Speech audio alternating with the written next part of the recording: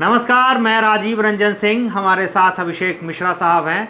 आज हम बात करेंगे कि प्रशांत किशोर हर स्थिति हर परिस्थिति में चुनाव जीतने से पहले भी वो चर्चा में थे, चुनाव जीत गए तब भी चर्चा में हैं। आखिर ऐसी क्या बात है प्रशांत किशोर में जो जीतने के बाद जब उन पर सवाल उठने लगा कि पटना में गंदगी की अंबार फैल रही है, पटना में चुनाव, बांकीपुर से चुनाव जीतने के बाद वो लापता हो गए। उनका पोस्टर बैनर भी छपने ही वाला था कि वो अचानक से आते हैं और कहते हैं कि मैं बांकीपुर विधानसभा से 10,000 लोगों को रोज़गार दूंगा, नौकरी दूंगा, मेरे यहाँ आप सीवी अपना भिजवा दीजिए। और सुर्खियों में आ जाते हैं। नेशनल चैनल पर उनकी खबरें जो हैं वो हर चैनल पे जो है वो चलने लगती है कि पूरे देश का पहला ऐसा विधायक है जो अपनी क्षमता के आधार पर अपनी विधानसभा में 10,000 लोगों को रोज़गार देगा। लेकिन साथ साथ यह भी कहते हैं कि मैं किसी के घर में या किसी का सुख हो या दुख हो उस घड़ी में मैं शामिल नहीं होऊंगा। मुझे आप क्षमा कीजिए, मुझे आप काम करने दीजिए, लेकिन मैं आपकी नौकरी लगवाऊंगा। अभिषेक जी, आप इन सारी चीज़ों को, प्रशांत किशोर का जो ये ऐलान है, कैसे देखते हैं? नहीं, नौकरी वाली बात तो सही है। जाहिर तौर पर अगर वो कह रहे हैं कि 10,000 लोगों को नौकरी देंगे तो बांकीपुर के लोगों के लिए अच्छी खबर है, अच्छी पहल है, अच्छी बात कही जाएगी। हालांकि इस बात को लेकर भी सवाल उठ रहे हैं उनके राजनीतिक विरोधियों की तरफ से कि भाई आप तो कहते थे कि बिहार में हम पलायन खत्म करेंगे, तो फिर बिहार के लोगों का पलायन करवाएंगे, आप नौकरी देंगे तो कहाँ देंगे, कौन सी नौकरी देंगे। अब ये सारी तस्वीरें साफ होनी बाकी है। तो इसमें प्रशांत किशोर की कोई आलोचना नहीं होनी चाहिए मेरे हिसाब से। अगर वो ये बात कह रहे हैं तो ठीक बात कह रहे हैं, नौकरी देनी चाहिए। लेकिन प्रशांत किशोर ने कहा कि हम आपके सुख दुख में शामिल नहीं होंगे और जब हम आपके फंक्शन में शामिल होंगे तो हम काम करेंगे। उनकी आधी बात ठीक है। अब उनकी व्यस्तता इस तरह की हो जाएगी कि हर फंक्शन में वो शामिल होने लगेंगे तो फिर वायदे तो बहुत सारे किए हैं, काम बहुत करना है, तो कैसे कर पाएंगे। लेकिन एक विधायक से, अपने जनप्रतिनिधि से लोगों की अपेक्षा सिर्फ ये नहीं होती है कि वो काम करे, वो उसकी अपेक्षा होती है कि वो उनके सुख दुख में शामिल होगा। भाई आप तो जब चुनाव आता है तो आप तो बांकीपुर का भी चुनाव, उससे पहले आप न्यूज़ चैनलों के दफ्तर जा रहे थे, चाहे वो न्यूज़ अलग अलग न्यूज़ चैनल हैं और वो भी सारी जानकारी है, सारी तस्वीरें हैं। तो न्यूज़ चैनलों के दफ्तर जाएंगे आप, अपने वोटरों के घर नहीं जाएंगे, पार्टी फंक्शन में नहीं जाएंगे, यह भी अपने बड़ा सवाल है।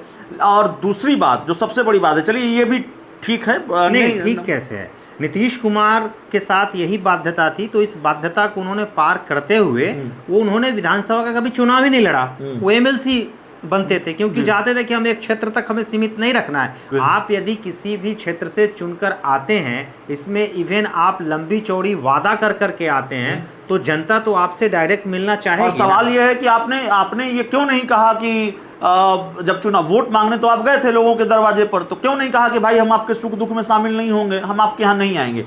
जो सबसे बड़ी बात कही, जो जिस पर आपत्ति होनी चाहिए, उन्होंने कहा कि आप मेरे यहाँ मत आइए, अपना ऊर्जा अपना समय खर्च मत कीजिए और आप मेरे यहाँ मत आइए, हम ऐसी व्यवस्था कर देंगे, वार्ड में ऐसी व्यवस्था कर देंगे, शिकायत यहीं से दूर हो जाएगी। लोगों की ये मानसिकता होती है कि लोग अपने विधायक से मिलना चाहते हैं, लोग उनसे खुद मिलकर वो अपनी समस्या रखना चाहते हैं। भाई बांकीपुर के लोगों ने विधायक चुना है। आप प्रशांत किशोर जी, आप कोई मुख्यमंत्री नहीं हैं, आप एक विधायक हैं और आप बांकीपुर के लोगों के जनप्रतिनिधि हैं। आप कैसे ये कह सकते हैं कि आप मेरे यहाँ मत आइए। जब आप वोट लेने जा रहे थे, द्वारे द्वारे घूम रहे थे वोट लेने, तो आप लोगों के दरवाजे पर गए थे, और जब आप लोगों के दरवाजे पर गए थे तब क्यों नहीं कहा कि मैं जीत कर आऊँगा तो आप मेरे यहाँ मत आइएगा, हम इसी जगह व्यवस्था कर देंगे, हम अलग अलग वार्ड में व्यवस्था। जो बात आप आज कह रहे हैं वो चुनाव से पहले क्यों नहीं कहा कि आप मेरे यहाँ मत आइएगा। तो जाहिर तौर पर प्रशांत किशोर कौन सा नायाब प्रयोग कर रहे हैं और किस तरह की आत्ममुग्धता है उनके अंदर, ये अपने आप में बड़ा सवाल है, मुझे समझ में नहीं आता। दोनों बातें, मैं उनकी दोनों बातें ठीक समझता हूं कि भाई चलिए आप कह रहे हैं कि नौकरी लगाएंगे, अच्छी पहल है, तारीफ होनी चाहिए। आप कह रहे हैं कि हर पार्टी फंक्शन में जाहिर है कोई जनप्रतिनिधि शामिल नहीं हो सकता, और अगर जिसकी व्यस्तता हो, जो काम करना चाहता हो, तो उनके लिए थोड़ी मुश्किल होगी, चलिए ये भी बात मान ली। लेकिन आप वोटरों को कह रहे हैं कि मेरे यहाँ मत आइएगा, वैसे भी आपसे मिलना मुश्किल है। लोग बहुत लोग आपसे मिल नहीं पाते हैं, और जाहिर तौर पर अब आप नहीं, उन्होंने ही ये शर्त रखा था, आपको याद है ना, कि हमसे जो भी मिलेगा उसको 1000 रुपया पहले टोकन कटाना होगा, मतलब कम से कम 1000 रुपया का हाँ, जो मदद हमारी पार्टी को करेगा, जनसुराज को करेगा। हाँ, बेकार में लोग मिलते हैं और कोई मतलब की बात नहीं होती है उससे। तो मतलब की बात नहीं होती है, ठीक है, लेकिन आप तो द्वारे द्वारे घूम रहे। लोकतंत्र का मतलब ही यही है। अगर चुनाव आता है तो लोगों के लिए, मतलब लोगों का तंत्र, लोकतंत्र, उसको इसलिए कहा जाता है कि लोगों को ये मौका मिलता है कि जो जनप्रतिनिधि नदारत रहते हैं, जो जनप्रतिनिधि उनकी नहीं सुनते हैं, वायदे पूरे नहीं करते हैं, उनको वापस उसी जनता के, उन्हीं लोगों के बीच जाना पड़ता है। तो लोगों ने आपको चुना है और लोग आपके दरवाजे पर नहीं आएंगे। एक बात यहाँ पे हम ऐड करेंगे, जब आपको लोगों के सुख दुख में नहीं जाना है, आपने क्षमा मांगा, तो आपकी पार्टी के एक सीनियर नेता हैं, बिहार के बड़े वकील हैं, वाईवी गिरी साहब, उनकी माता जी का देहांत हो गया। आप देखिए, ऐसा संयोग देखिए कि उन्होंने ऐलान किया है और ठीक उसी दिन वो वाईवी गिरी के घर चले गए हैं, माता जी का श्राद्ध था, उसमें शामिल होने। तो आपको नहीं लगता है कि डबल स्टैंडर्ड बात है? नहीं, तो आप ये तय कर लीजिए कि हम किसी के यहाँ नहीं जाएंगे। आप बिल्कुल ये पैमाना तो एक ही होगा। अब अपनी पार्टी के लोगों के यहाँ जाएंगे, हम न्यूज़ चैनलों के अलग अलग जिस न्यूज़ चैनल को हम पसंद करते हैं उस न्यूज़ चैनल के दफ्तर में हम जाएंगे, चैनल घूमेंगे, और अपने वोटरों के यहाँ सुख दुख में नहीं जाएंगे। हाँ। और बाकायदा ऐलान करके नहीं जाएंगे। तो ये अपने आप में बड़ा सवाल है। और उसके बाद उनके लिए अपने दरवाजे भी बंद कर देंगे कि आप मेरे यहाँ मत आइए, हमारे लोग, हम जो सलाहकार समिति बनाएंगे वो इस चीज़ को देखेंगे। तो भाई, जनप्रतिनिधि होने का क्या मतलब है, विधायक होने का क्या मतलब है? ये अपने आप में बड़ा सवाल है और जाहिर तौर पर इस पर आपत्ति होनी चाहिए। और अगर यही स्टाइल ऑफ पॉलिटिक्स रहा तो फिर प्रशांत किशोर राजनीति में बहुत दूर तक चल पाएंगे, मुझे ऐसा नहीं लगता है। स्टाइल बदलना पड़ेगा और उनको बदलना पड़ा है। वो इस जिद पर अड़े थे हम किसी के साथ गठबंधन नहीं करेंगे, अब वो गठबंधन के लिए तैयार हैं। उन्होंने 2025 के चुनाव के बाद एक बार भी नहीं कहा कि वो किसी के साथ गठबंधन नहीं करेंगे। अभिषेक जी, आप तो चीज़ों को बहुत बारीक से देखते हैं। हमारा एक सवाल दूसरा था, हम बाद में आएंगे। आप पहले ये बताइए, ये तो आपने बहुत इंटरेस्टिंग बात कही, हमने भी, मेरा भी ध्यान नहीं गया। नीतीश कुमार, माफ़ कीजिएगा, प्रशांत किशोर कहते थे 2025 वाले चुनाव तक कि 243 मतलब 243 जी। लेकिन ये आपने बहुत सही ऑब्जर्व किया है अभिषेक जी, प्रशांत किशोर परिणाम आने के बाद एक बार भी उन्होंने नहीं कहा कि हम 243 मतलब 243 2030 में, और गठबंधन नहीं करेंगे। तो परिणाम आने के बाद आप प्रियंका गांधी से क्यों मिलने गए थे? जब आप 0 पर सिमट गए तो प्रियंका गांधी से क्यों मिलने गए थे? आपने सुनेत्रा पवार से, बांकीपुर उपचुनाव के बाद सुनेत्रा पवार से क्यों मुलाकात की है? और नहीं, यहाँ पर तो मेरा ये कहना है कि इनकी जो बातें, 2-3 बातें जो बड़ी बड़ी बातें हैं, जो इन्होंने क्रॉस किया है, बात से पलटे हैं ये।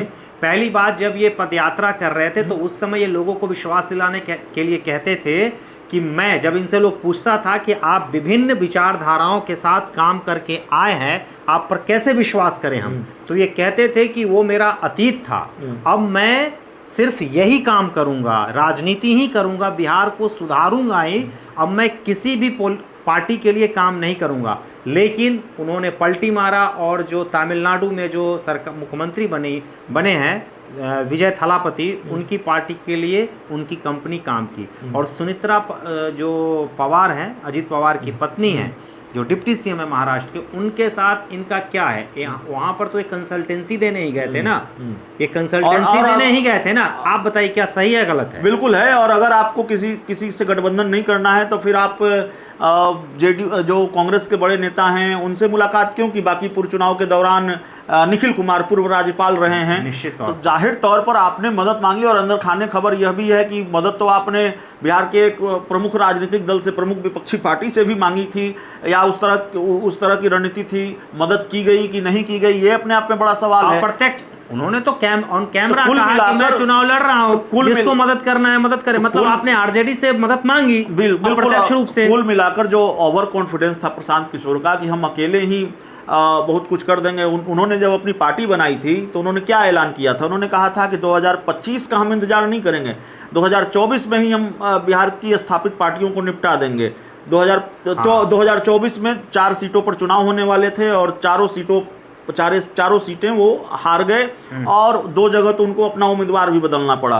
विधानसभा चुनाव में वो 0 पर आउट हुए। तो प्रशांत किशोर को ये बात समझ में आ गई कि अकेले नहीं भाई, अकेले चलकर तो चिराग पासवान देख चुके हैं, उपेंद्र कुशवाहा देख चुके हैं, पप्पू यादव देख चुके हैं, और खासकर अगर उपेंद्र कुशवाहा नीतीश कुमार देख चुके हैं तो खासकर मुख्यमंत्री रहते हुए उनका 2 सांसद जीता 40 में से। बिल्कुल 40 में से।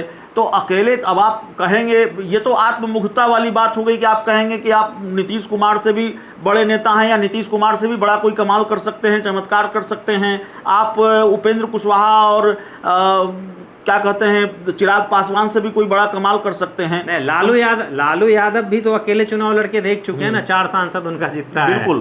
तो जाहिर तौर पर प्रशांत किशोर कुछ बातें अच्छी कर रहे हैं, नौकरी वाली बात उन्होंने अच्छी की है, लेकिन वोटरों के लिए दरवाजा बंद कर देना और ये कहना एलानिया तौर पर कि मेरे यहाँ मत आइए, ये जाहिर तौर पर आगे चलकर उनको नुकसान करेगा। ये अच्छी बात नहीं है और ये अच्छा मैसेज नहीं जा रहा है। एक बात और जो पलटने वाली बात है, एक महिला का बयान आया चुनाव के दौरान, वो कहते थे कि यदि हम जीत गए तो हम 3000 पेंशन आपका कर देंगे।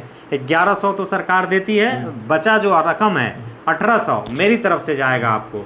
अब वो कह रहे हैं पहला संबोधन में कि 1100 जो पेंशन है वो हर महीने आपको मिलेगा। ये तो सरकार, बिहार सरकार श्योर कह रही है कि 10 तारीख को पेंशन जाएगा। अब वो महिला जो थी वो कह रही थी, पहले कह रहे थे कि 3000 मिलेगा, अब कह रहे हैं कि 1100 मिलेगा। तो बिल्कुल देखिए, इस बात का डर जरूर होता है कि बातें तो बहुत बड़ी बड़ी की जाती हैं, वायदे बहुत बड़े बड़े किए जाते हैं, इसमें कोई शक नहीं है। आखिरी सवाल आपसे अभिषेक जी, आप तो राजनीति का आपको अनुभव है, ऑब्जर्वेशन भी है। कुछ लोग ये कहते हैं कि प्रशांत किशोर जो है वो दूसरा केजरीवाल है, केजरीवाल पार्ट 2 है। आप इससे कितना सहमत हैं?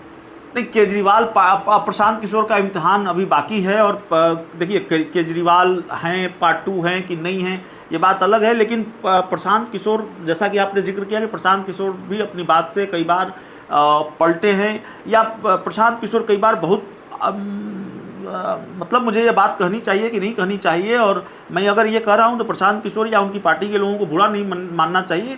जो मैंने देखा है, मैंने समझा है, कई बहुत आत्ममुग्ध कई बार लगते हैं जिस तरह से, और बहुत सारे मामलों को लेकर लगते हैं। वो कहते हैं आत्ममुग्धता उनमें बहुत ज़्यादा है, बहुत ज़्यादा है। लगता है कि सोच उनकी पार्टी के लोग भी ये मानते हैं कि जो उनका स्टाइल ऑफ पॉलिटिक्स है वो ठीक नहीं है।